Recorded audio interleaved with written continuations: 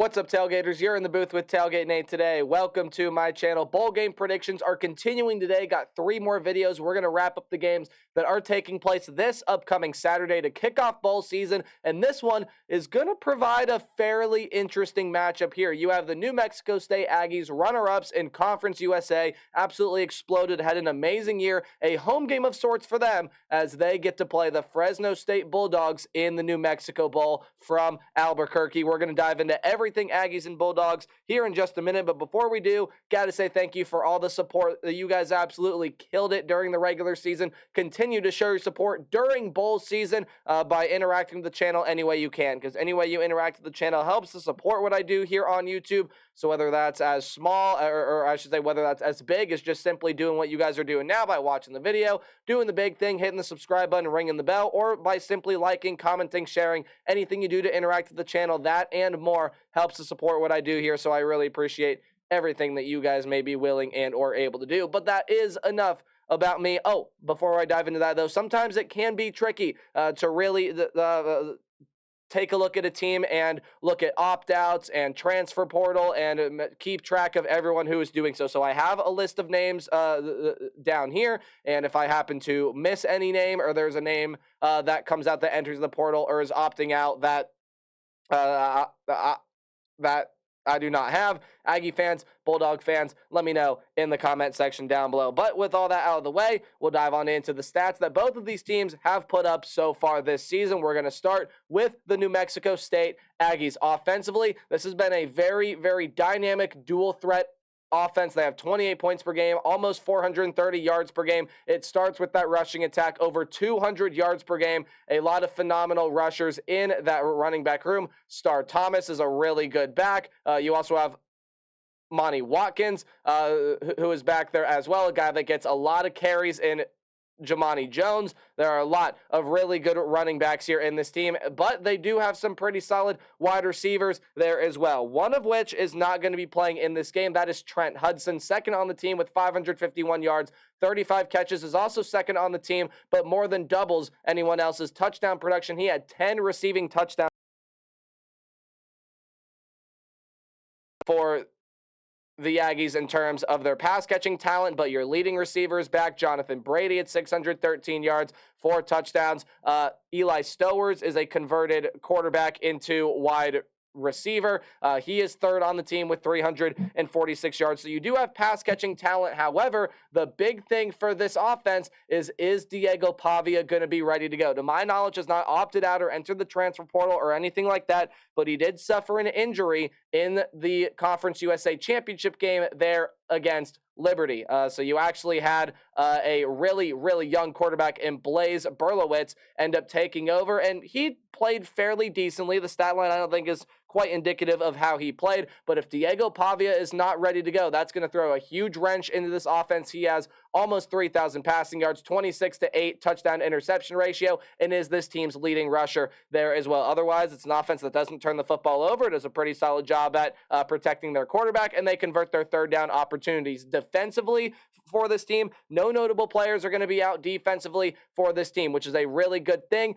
They have struggled at times this year. However, for the most part, they have kept teams out of the end zone and off of the scoreboard. However, this isn't a defense that's going to force a lot of turnovers. They only have 11 turnovers forced on the season. That's 6 interceptions and 5 fumble recoveries. That's it. That's all they have. However, they're a pretty solid defense on third down. They love to generate pressure. They have 31 sacks so far on the year, and it doesn't come from just one guy either. I believe they have 7 or 8 guys that have at least 2 sacks on the season, so you never quite know where the pass rush is coming from, but they do at times struggle to slow down the big plays, running the ball, or I should say with their rush defense, with their secondary. Sometimes there are lapses, and sometimes that defense can really struggle, and that's something that this Fresno State offense is going to look to take advantage of in this game. However, they may very well have to do it without a pretty good option at quarterback as well. Now, Logan Fife has not been the leading passer for the team this year. He had 642 yards, 3 touchdowns,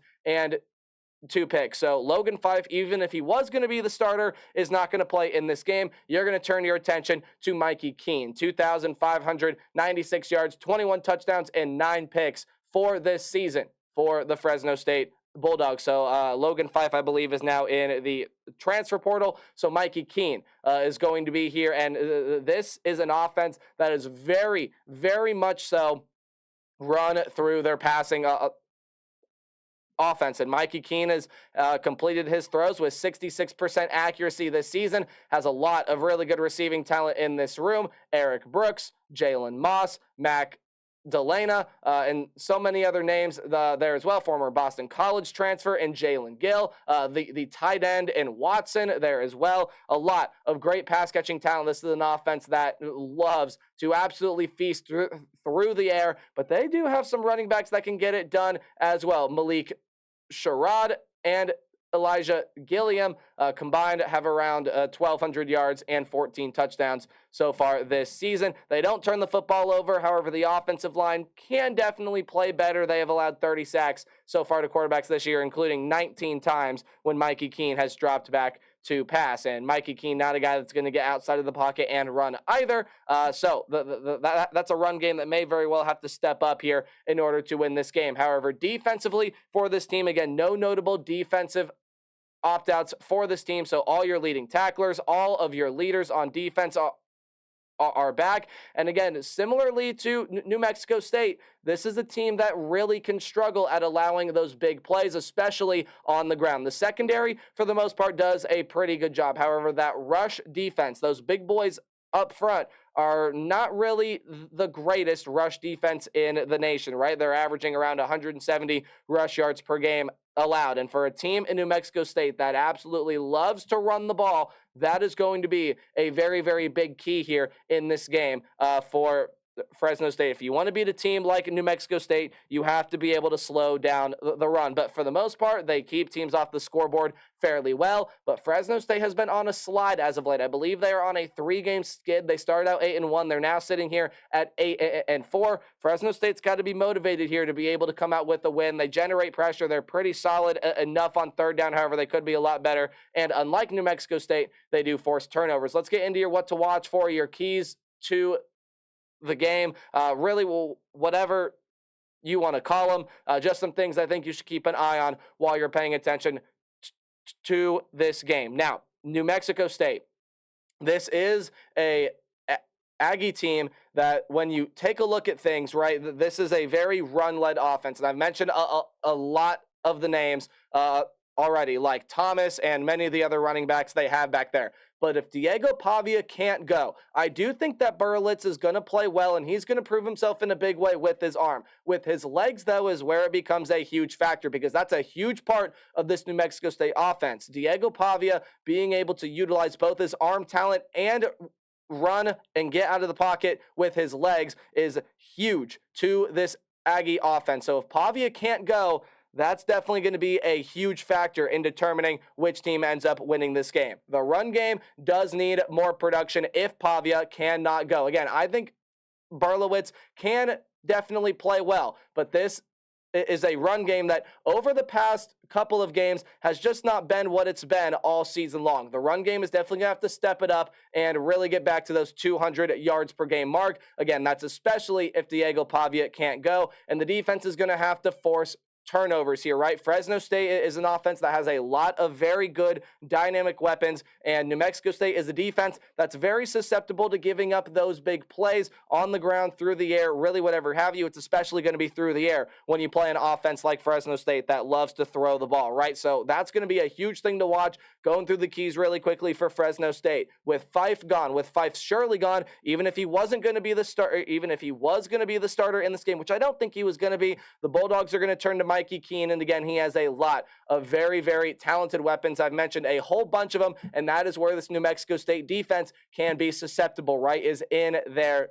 secondary. You take a look at the Aggie secondary this year, only 6 picks. One of them did get returned for a touchdown, but only 6 picks and only 43 passes defended so far this year, which actually is not a bad number at all, but they give up the big plays. So you really got to be careful if you are the Aggie defense of being able to allow those big plays. But can this Fresno State run game get going? New Mexico State is going to lock in on the pass, and this run game comes up against a pretty formidable defensive front, especially in that pass rush game. So can the offensive line provide protection, but can they also get the run game to get going as well? That's going to be a huge thing to watch. But again, like I've talked about, the Aggies secondary is vulnerable, and I think it's the difference in this game. Vegas likes New Mexico State. It is a home game of sorts here for the Aggies, but the FPI likes Fresno State, and while the FPI, I don't necessarily agree with it a lot of the times, I agree with it here. I think that Fresno State